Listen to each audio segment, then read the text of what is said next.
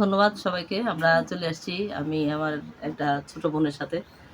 আমি বলতে পারি এই মানুষগুলো আমার ভাই বোন। কারণ হচ্ছে ওদের সাথে আমার আত্মার সম্পর্ক অনেক দিনের। খুব সুন্দর সম্পর্ক এবং হচ্ছে আমাদের দুজনকে কেউ দেখলে বুঝবে না যে আমরা বাহিরের কেউ। আমরা দুজন সবাই একসাথে দেখলে আমাদেরকে বোনই বলবে। কারণ হচ্ছে আমরা দুজন খুব মিশি, খুব সুন্দর মিশি। তোর নামটা একটু বল। আসসালামু আলাইকুম, আমার নাম মিনার আক্তার। আমি নুরজানাপুর একজন ছোট বোন হিসেবে আছি পরিচিত, এখনো গভীর সম্পর্কেই। আমরা হচ্ছে একজনের মনের কথা একজনের না বললে আমাদের পেটের ভাত হজম হয় না। আমরা কোথাও কোনো কিছু দেখে আসলে আমরা একজন একজনের সাথে শেয়ার করি এবং হচ্ছে আমাদের শেয়ারিং মনোভাবটা খুব সুন্দর। ওর মনের কথাও আমারে বলে, আমি আমার মনের কথা ওরে বলি, যদিও আমার বয়স অনেক ছোট, কিন্তু তারপরেও আমাদের মানে বন্ধুত্বের সম্পর্ক বলতে পারি। তোমার এই প্রতিবন্ধিতা কখন থেকে একটু বলো। আমার এই প্রতিবন্ধিতা মায়ের গর্ভের থেকে, জন্মের পর থেকে শারীরিক প্রতিবন্ধী। আচ্ছা, তুমি পড়ালেখা করছো, কোথায় করতেছো একটু বলো। আমি এবার ডিগ্রি সেকেন্ড ইয়ার আছি দেওয়ানহাট পোস্তারপাড় আসমা খাতুন সিটি কর্পোরেশন মহিলা ডিগ্রি কলেজে। বাহ, ও ডিগ্রি সেকেন্ড ইয়ারে পড়তেছে, কিন্তু সে বিবাহিত। সদ্য ওর বিয়ে হয়ে গেছে, আমরা জানি। কিন্তু প্রতিবন্ধী মানুষের বিয়ে হয় মাঝে মাঝে, আবার হচ্ছে মাঝে মাঝে বিয়ে হওয়াটা খুব কষ্টকর। কারণ হচ্ছে একজন প্রতিবন্ধী মানুষকে স্ত্রী হিসেবে ছেলেরা মেনে নিতে চায় না।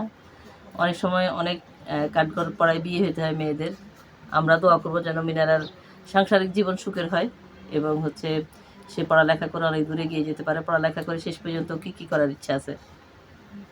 আমার পড়ালেখা করার পরে আমি একজন নারী উদ্যোক্তা হতে চাই।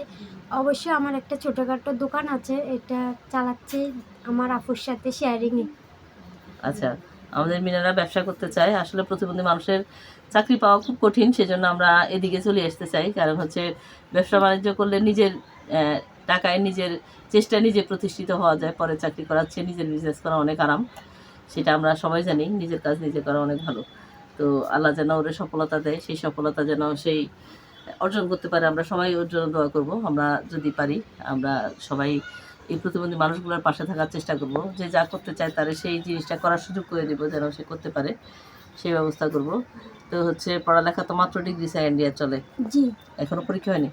না, আমার পরীক্ষা রানিং আছে, কিন্তু আমি প্রেগনেন্সির জন্য এবছর গ্যাপ দিচ্ছি, 1 বছর পরীক্ষা চলতেছে?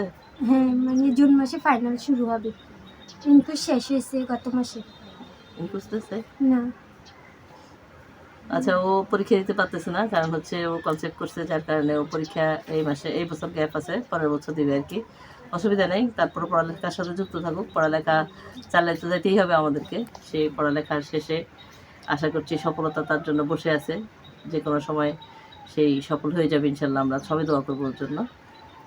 ধন্যবাদ সবাইকে, ভালো থাকবেন সবাই।